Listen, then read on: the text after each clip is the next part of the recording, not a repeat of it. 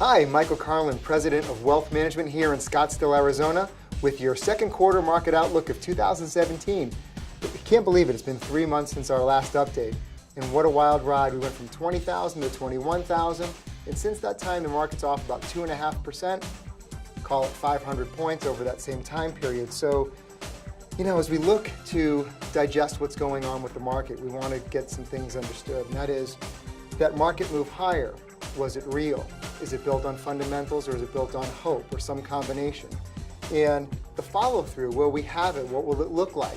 And we're going to go through a lot of charts, a lot of data, a lot of information, as always, to start to figure out what's real, what's not real, and what might be happening. We're going to take a dive back into history. We're going to look to see if the events that we're looking at now have ever happened before. And we're going to provide you, as always, an honest, conflict-free, unbiased view of the way we see the market, so we can help you as you're making your portfolio decisions and thoughts, and as we're making our portfolio decisions and thoughts for our clients, just a more transparent and understandable process. So with that, let's not waste any time and dive in. The first big question, is the market losing steam? I picked the oldest, dirtiest, dustiest steam engine I could find to try to make this point. And this is the thing that we always try to consider, is that with the market making a new high, going through 20,000 to 21,000, the question always becomes, is 22,000 a possibility? What will it take to get us there? And as we saw the market kind of rocket through 20,000 quickly and go to 21,000 and start to tip down, we do feel like the market's losing steam. So the biggest question is why? And you're going to get a lot of different noise and a lot of different opinions, but to us it seems very apparent. And let's let Mr. Flex, Paul Ryan, and I don't know if that's really Paul Ryan's body with his head superimposed or not, but let's just assume that really is Paul Ryan's body. What we're looking at is that the GOP agenda appears to be running in place. So let's not forget that in this most recent 3 months, what we had the Trump administration starting with the healthcare reform bill, which they couldn't quite get going. The good news is that there are additional reform measures that are taking place with the healthcare reform bill as we speak. And so as much as things have been stagnating those first 3 months, and as much as we need some of those changes to continue to push our economy forward, and as much as they may have stalled the past couple of months, it looks pretty exciting in terms of what the GOP and the Trump administration is going back to retool their proposals, both on tax to bring something forward. And Treasurer Mnuchin had something very interesting to say about that recently, where he thinks it's going to be a major sweeping change. So let's stay tuned to see what that tax reform looks like, and potentially, again, that healthcare reform. So as we're looking at those two measures that stalled, which caused the market to stall, which was going up, and then the excitement kind of went away from the market a little bit, let's look to see if the market gets re-energized with the new tax reform policies that are going to come forward, the new healthcare proposals that are going to come forward, and really those will be the things that we look to see that will drive the market forward from 20,500 to 22,000 and beyond, getting that good fiscal help, getting that positive tax reform. Because when you're talking about cutting individual taxes, let's just spend a second on that. The government, if they ended up taking the top tax rates, which right now are at 39.6, and if they cut that down to the 35% level, that would be helpful to many taxpayers. It would put a lot more money in their pockets. You also have to look at the fact that it's also the Obamacare tax that they're looking at potentially repealing as well. That's another 3% tax that the top tier payers are paying. So there's potentially a significant impact that would happen on the individual tax side. Historically, we haven't seen a huge economic impact, positively speaking. If you really reduce individual taxes, does all that money go back into the economy? Not necessarily and not always, but it is an incrementally good thing. What I find to be more exciting would be the business tax cuts. Wow. So if we get the business tax cuts, it's particularly exciting because what it could mean is it would mean more profitability for the publicly traded companies that are on the stock market, which means higher stock prices. So if you're looking to figure out, well, what's the big deal and why when tax rates do this, does the market do that? It's a direct dollar for dollar impact. And if you, again, look at things about repatriating foreign dollars, there are trillions of dollars that are sitting overseas. If we bring those dollars back, maybe there's a tax holiday of some kind that the government will put together as part of this new tax release. Again, very exciting. But with all that cash back on our shores, what would it mean? It would mean share buybacks. It would mean companies doing more investing for growth, those kinds of things to help both improve their balance sheets, improve their growth prospects, and improve their share price. Again, these aren't mysterious things that leave us wondering, what's the impact going to be on the market? It's a pretty clear line. So when we look at the market losing steam and we look at the GOP agenda running in place, those are some of the things that have stalled, that have kind of put our market in a little bit of a trading range or a malaise right now. So again, we get to that bottom point where, again, those two pictures, they should be familiar. Everybody knows Trump, but what about the other one?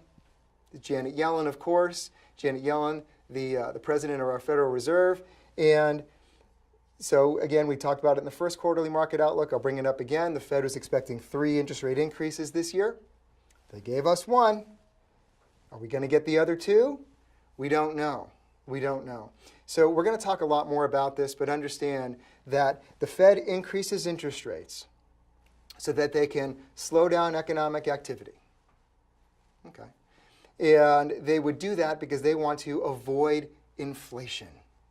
The Fed wants to avoid inflation. The Fed's trying to do a lot of things. Their number one thing is monitor inflation. So let's look to see if we have an inflation problem or too much growth to decide whether or not the Fed's going to continue to go with their prescribed 3 interest rate increases. So from there, you're going to take a look at what the economy and the market has done over the past 10 years. Over the past 10 years, we have not had a U.S. economy that's grown by 3%. That is about the worst 10-year period of time of U.S. growth that you'll find. There hasn't been a moment of even a 3. We've been under that. And if you look back at the numbers, and if you look back at that first quarter of these subsequent years over the past 10 years, most of those first quarters, about 7 out of the 10 past first quarters, have been one of the worst quarters of the year, either a negative or a flat or a low or lower than the rest. So if you're looking to get a signal about what the economy is doing, we're going to be getting some economic numbers here soon. If you see a low or slow or slightly negative first quarter, don't be too alarmed because we've had that trend that's going back a decade now. Yet what we're all hoping for is we're all hoping to break this 10-year trend, the 10-year trend of not growing at more than 3%. Hopefully, we can get the right policies fiscally, get the right economic measures put in place so that we can achieve that 4% growth, something we haven't seen in a really long time. So before we leave this screen, let's get down to the bottom. If you look, the 2016 numbers are in. They look like they'll be somewhere in that 1.6% range, meaning that the U.S. economy last year grew at a robust 1.6. A couple things I'd point out. One, if you take a poll of economists are saying the same thing year after year after year. They were predicting, almost a 3% rate of growth last year. It's the same rate of growth that they've been predicting for a long time. We came in about half of what people were expecting. And of course, the expectations for 2017 is 2.3%. Again, without any economic measures, without any help and support from Capitol Hill, that we're looking at 2.3. But if we get some help from the White House, and if we get some help from Congress, maybe we can break the change, and maybe we can break that run of 10 years without economic growth greater than 3%. Because right now, it looks like the best we could do is 2.3. Let's see what happens. We had a strong start to 2017. The first quarter was dynamite. So let's look at that first quarter 2017 column, and you'll see large cap stocks were up a whopping 6%. Small, only up 2.5%. Well, how could that be? Because 2016 was magnificent for small cap stocks, up 21%. Large did great as well, up 12. The international markets, which did next to nothing last year, had a great first quarter to the year, as have emerging markets. What a great, strong rebound. In those emerging countries, one thing I'd like to point out is that there are a couple that have really done great. We invested in Mexico, which did terrific, Australia, which has been great, and the other one is India. We'll talk a little bit more about India, but they've kind of been rising above the fray here, and they're in a really interesting spot worldwide. They had terrific economic growth. Their stock markets perform well. So it's an area to highlight for 2017. Let's see how they continue to do. If you look at the other areas of the market, I'd also point out those lowly alternatives on the bottom. There's like a whole world of hedge funds. And what I'd point out about hedge funds is it's the area of investment management that they charge the most fees. It's the most sophisticated. It's supposedly the best minds and best thinkers in the world. Those returns don't look like the best minds and the best thinkers in the world. They've been pretty abysmal, and they've been abysmal for a long time. It's those managers that are trying to short or get short the parts of the market that are going to go down and then be long, or invest in the parts of the market that are going to rise. And it's been a little bit too difficult to predict, even for the best of the best on average. So those numbers are very telling as well, especially when you can see how well the market did in general. What a big miss for those smartest institutions on Wall Street.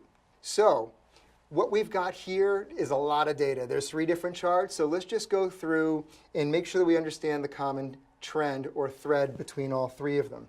The first is we're getting a sense for that payrolls trend. And if you look, obviously the recession, you see a significant decline where the payrolls cratered. You saw a significant rebound. And again, this is that showing the year over year, month over month change of payrolls. It rebounded nicely, as it should, from the great recession that we had.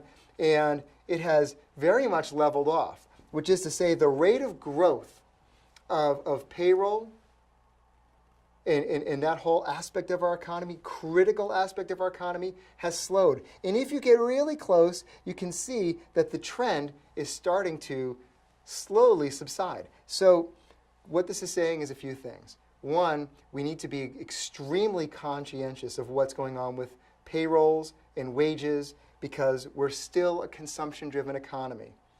65% of our economy is consumption. So we need to understand wages. So wages and the whole payroll cycle, it's still improving.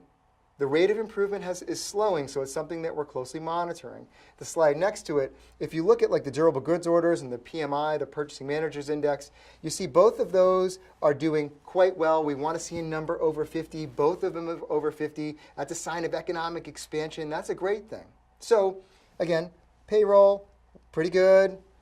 PMI, we have ordering, that's good. Those are good numbers. And then the final is we want to make sure that those that are earning a living aren't spending more than they're earning, which is that final. And what you see is that this chart very carefully measures, wages when they dip and spending and those things. They're very much in balance. So we don't see a disturbing economic trend, which would be something like, man, employees are spending more than they're earning. We're not seeing that. We're not seeing rampant borrowing. Those are the kind of things you can get a bubble. Those are the kind of things that can cause economic panic and meltdown. So we're not seeing any of those kinds of things. So if you look at these 3 charts, they're all positive. They're not the kind of excitement where you're going to see confetti coming down from the ceiling and people are celebrating, saying this economic expansion's unbelievable. How can it be? 2016 was a 1.6% growth year. We're projected to be 2.3 right now.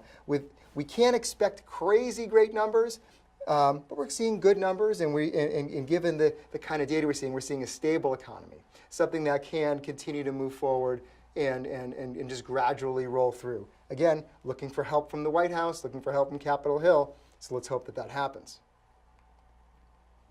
On the next slide, what we'll see is the federal government, which is going to finally really start helping push the economic boulder up the hill a little bit. Let's take a look. You see those little red bars down on the bottom?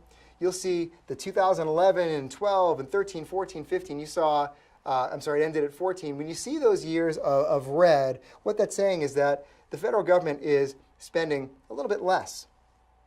a little bit less in terms of what they're pushing into our economy. So government spending, while it was contracting a little bit, it was not helping GDP. It was not helping our economic numbers. So when we're getting a number like 1.6 for 2016, we haven't been getting a tremendous amount of help from the government. Let's look. If you see 2016, we got about a 0.4% push from government spending. It's a nice improvement from where we have been. It's expected to be an additional improvement in 2017. If we get an infrastructure spending package, look for that government number to be a heck of a lot higher and the push to GDP a heck of a lot stronger. And that's exciting. As long as you want a strong economy and a market that rises, it's really exciting. And so as we're evaluating that, we also need to get a sense for what's going on with the Federal Reserve. Because of the two sides of the government we need to pay careful attention to right at this juncture. And let's look at the central bank balance sheet. If you look back, you can go back really since the Fed started, and their balance sheet really for the past number of decades has been pretty stable. That all changed in 2009. The Federal Reserve came in and decided to take their balance sheet from what was about $700 billion and expanded it with what was called QE1. The process was they bought all kinds of different treasuries and mortgage-backed and all different kinds of bonds of all types and varieties, and they were paying full price for just about all of them. And they were also buying all kinds of different things, different maiden lane securities and helping GM and helping all these other different big publicly traded companies. They're helping them stay in business. So that balance sheet expanded significantly. Well, take a look. If you look at that light green line, the Federal Reserve balance sheet has topped out at $4.5 trillion. So if you want to know who the biggest investor is in the United States, at $4.5 trillion, there's nobody even close. It's the Federal Reserve. So we got to pay really close attention to their balance sheet. See how it leveled off? What's interesting is the Federal Reserve has started to say, maybe what we'll do is we'll start to, as things come due on our balance sheet, maybe we won't buy more bonds. Maybe we'll have our balance sheet slowly come down as things mature and come due. What would that mean? Well, if there's no buyer of bonds, certainly at the Fed size, one would think that interest rates would start to rise. And if interest rates start to rise, that would be interesting because it would raise the cost of borrowing. It would also hurt bondholders. But it's also going to bring us back to a point where maybe it's going to be a little bit more like equilibrium. So we need to watch the Fed's balance sheet. Something we're going to be looking at for the next quarter. All right, so let's dive into a little bit of protectionism. And one of the things I want to make sure that we highlight here is that protectionism isn't always such a bad thing. There's always a big push to buy American, stay local. We get that. We understand it. We certainly here at Wealth Management would love to see millions more American jobs. The question becomes, how is it that we're going to get there?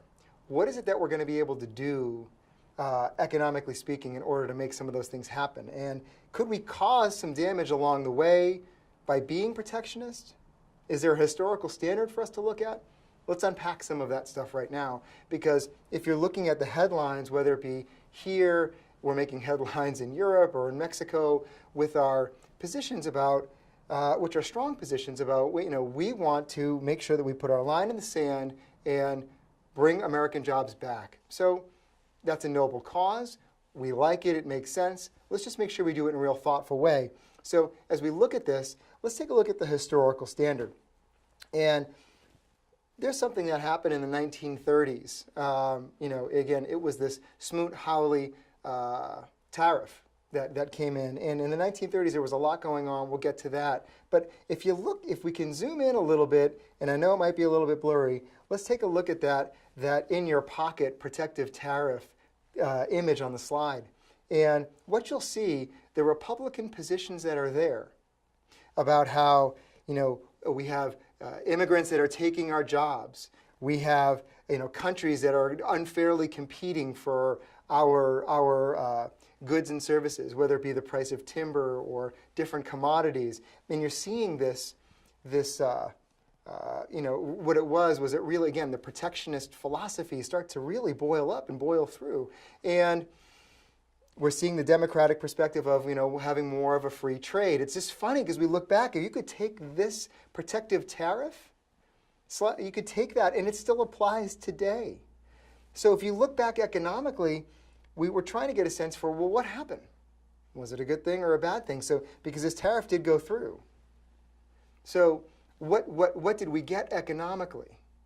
Well, what we got was the Great Recession. Now, before you may have already thrown a tomato at your computer screen, but before you really go up in arms. Now, I'm not here to say, nor is any historian or economist here to say that tariff created the Great Depression.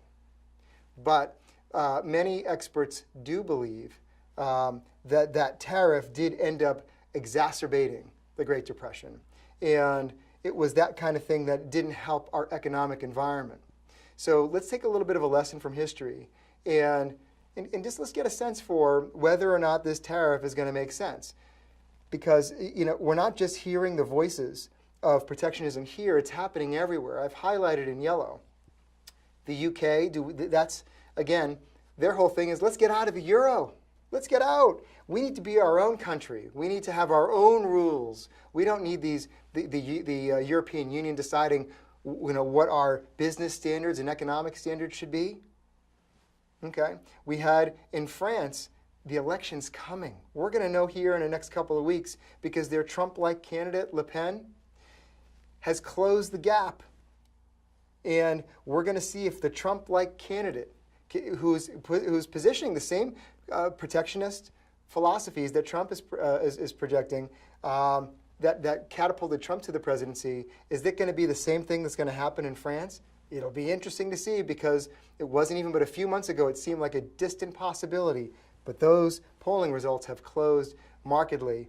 And obviously in Mexico, we've had a couple of interesting things. One thing that's not on this graph that I'd like to point out is that some people think like, well, it's all talk anyway, so we put a tariff on Mexican imports and so that'll just be more revenue for the government and the Mexicans will have to take it. Maybe not. We've already seen is that there's been a huge delegation from Mexico that's looking to negotiate with Argentina. And they're looking to buy Argentinian corn instead of U.S. corn. You're like, well, how much corn could they possibly buy here anyway? Oh, I don't know, about $2 billion a year. We'd be stuck with $2 billion more corn. What would that do to our farmers? What would that do to our farming industry? And what does that do to the infrastructure that we've built? So just in the process of us negotiating and start to positioning this tariff, we're already seeing Mexico taking some action of their own, potentially in hurting an industry that many may not have seen coming. There's just a whole chain of events that we want to lay out for you and make sure that we are open, transparent, and upfront so that we are on the cutting edge of what's going to be happening. And then I put India kind of in that last column because Trump has largely left them alone. And as a result, they continue to do well. They've continued to expand. They've got a lot of economic growth engines behind them. They have a lot of things and a lot of tailwinds improving their economic environment. So we've seen it in the stock market performance there. We're seeing it translate favorably here in the United States. Let's look to see how that continues to unfold. So as we're looking at this protectionist and this tariff possibility, is it likely? Well, we need 52 votes, Republican votes, in order for it to go through. Are we going to get the 52? We don't have time to count all 52 votes, but there's a couple that we would highlight. The first is Tom Cotton in Arkansas. There's a little company in Arkansas that you might have heard of called Walmart. You might have heard of them. You might have seen a couple of their franchises around. Largest retailer in the United States. They sell a lot of imported goods. Virtually, the vast majority of their goods that they sell are imported. They have a huge problem with the tariff. If you look above in that little box where that little American Coalition emblem is, you'll see you've got the people that have no problem with the tariffs. They make things in the United States and they sell things overseas. Go ahead and tax the guys that are trying to import goods. That's a good product. It's a good program to implement. Of course, Boeing and others, are trying to push this thing forward. But there's Tom Cotton in Arkansas, And there's David Perdue in Georgia. And David Perdue used to run a company called Dollar General, another huge beneficiary of the system as it is currently. If we get those tariffs, a company like Dollar General will be very negatively impacted. They import most of their goods that they sell very, very cheaply. A tariff would make all their goods more expensive, as would it likely do in Walmart. So what we're seeing is this tariff. You need 52 votes. There's likely 2 votes shy. The only saving grace could be the U.S. dollar. If the U.S. dollar could rally a lot, if that could happen, it could also offset this tariff, because our dollar will be able to buy more of the foreign goods, and they're hoping it might be a perfect marriage. We'll talk a little bit more about what that probability is and what that would mean for the world if it happened. So on the next slide, we're looking at the winners and losers. So look on top. The apparel is the biggest potential loser of having a tariff. The vast majority of the things that we wear are made overseas. So the apparel companies and the apparel stocks have gotten crushed as a result in anticipation of something happening. So given that, the apparel stocks have just been decimated. You're looking at other areas, and auto stocks have struggled as well. But as we're looking through, and as we just covered, maybe this tariff isn't going to happen. So if it's not going to happen, and the stocks of those companies have gone down a bunch, maybe it's time to look at the best of the best apparel companies. Maybe it's time to look at the best of the best auto companies that have been hurt because of the tariff talk. And again, it'll be interesting to see how this all comes together. Because really with this deglobalization process, there's a variety of different scenarios. I try to boil it down to 3. There's a good. And the good is there's a perfect marriage. The tax plan works beautifully in that we reduce the individual income tax, the business tax. We get the infrastructure package. We follow that up with a tariff as well, because again, we need to bring revenue in for those tax cuts.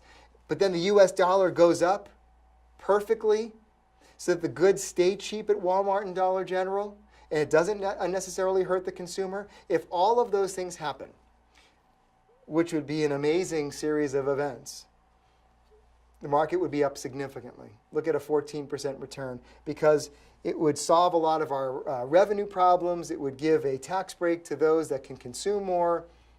Could be particularly very delightful.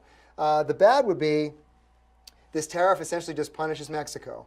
And I mentioned before about the corn that we would have some type of an adjustment where there's also retaliation from Mexico and other countries. And you would look at, if we had an environment where the tax breaks didn't go perfectly and it didn't offset with the dollar, you might have a 5% market correction.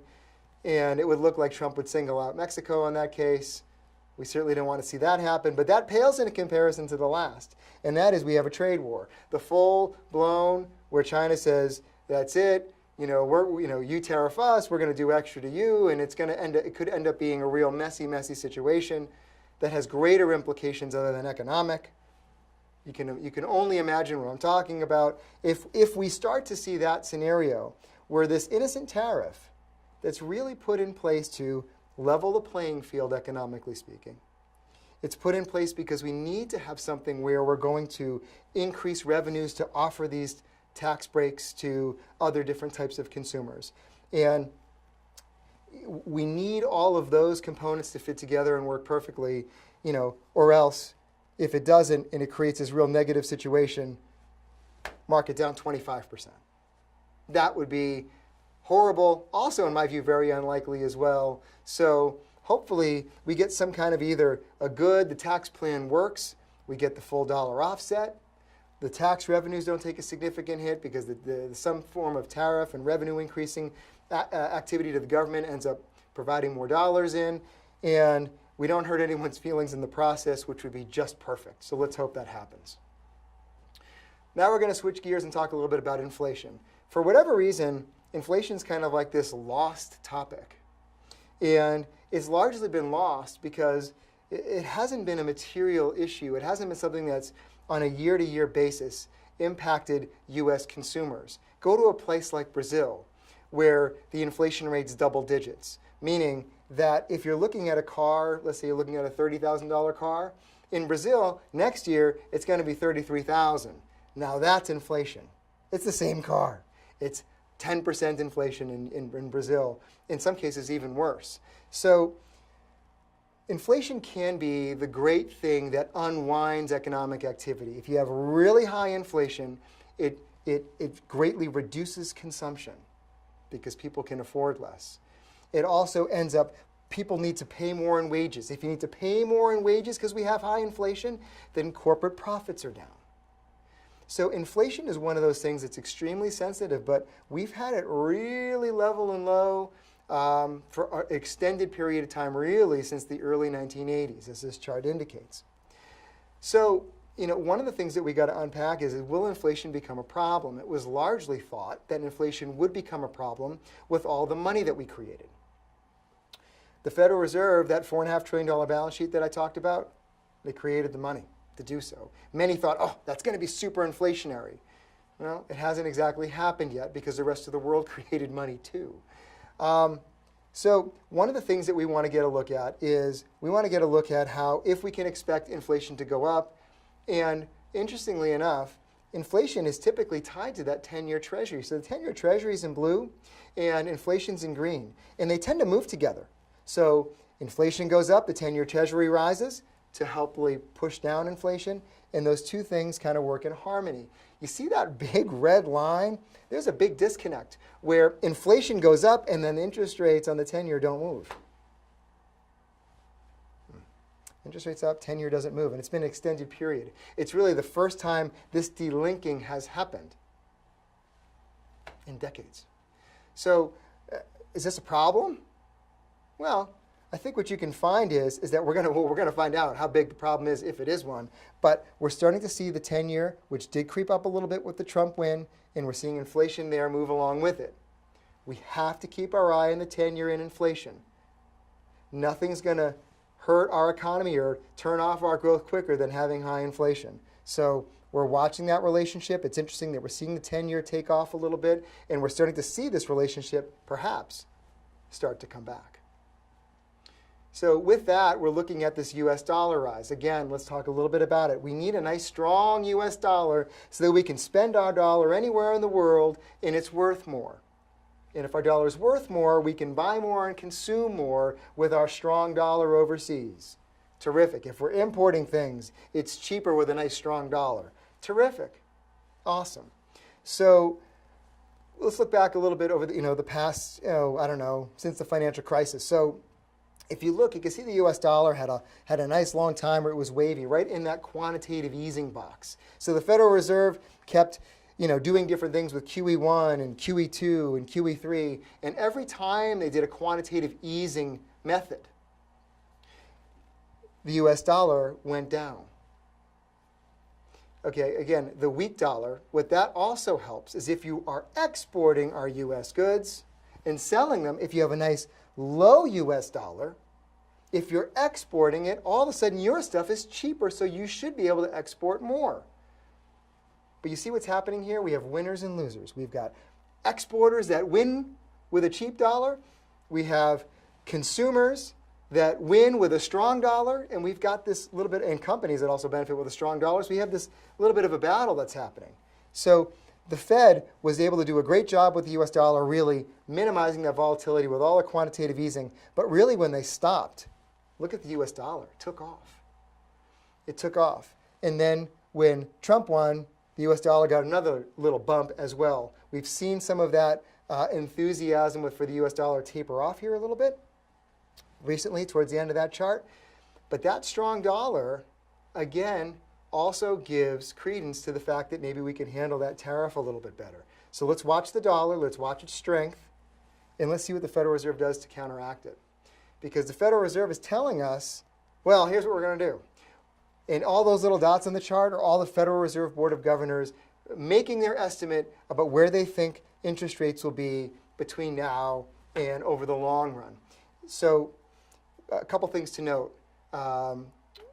these charts are imperfect. You can see that the dots are all over the place, so most everyone's wrong. Where the line is the aggregate. And with interest rates, what we really need to monitor the fact that this is only the Fed's rate. The Fed only changes short-term rates. The Fed can't influence the 10-year Treasury by moving interest rates. They can't influence the 30-year Treasury. Supply and demand of those bonds. Who's buying or selling those bonds? That's what influences those rates. So if the Fed increases interest rates up to where they think they will be, which is that 3% level over the long run, they think they'll get there in a few years. And the question then becomes what's going to happen with long-term rates? Because the last time we increased rates like this, the long part of the yield curve didn't move. And then the yield curve got flat, which was an early signal for the recession, which happened in 2000. The signal happened in 2007. The recession happened in 2008, which we all remember. And maybe, just maybe, this Federal Reserve interest rate increases is the next signal for our recession. So you would start to look at, when is it going to happen? When does yield curve start to get flat? And it really takes a couple of years to happen. So again, with this whole dot plot, let's look at how quickly they increase interest rates, what the net impact is. Let's make sure that we all keep in mind that short-term interest rate's not long, and that we have to see whether or not the yield curve is going to flatten out. So we have to start taking that into consideration with the longer-term yield curve. Let's not forget I mentioned earlier, the Federal Reserve has how big is that balance sheet? $4.5 trillion. So they get this $4.5 trillion balance sheet, and they may let it unwind, and that may make interest rates increase. So if I were to take a poll from the people I know, clients and friends, every year for the past number of years, everyone says the same thing. This is the year interest rates go up. And they really haven't. So it got me to wonder, maybe on a historical level, maybe we'll just get back to where historical rates were. But what are they? Let's go back as far as we can find to the 1800s. If we look at the U.S. and we look at the UK Treasury rates over an extended period of time, yes, I see the mountain in the 70s and early 80s. I see it. But even including that mountain, the average long-term rate here and abroad is 4%. It's 4. Lots of people are thinking, it's going to be 6. We're going to go back to where we were. That was a period of rampant inflation. Commodity-driven, wage-driven. We had a whole bunch of other demographics pushing us too. So with that whole cycle, and including that whole cycle, the long-term rate is 4.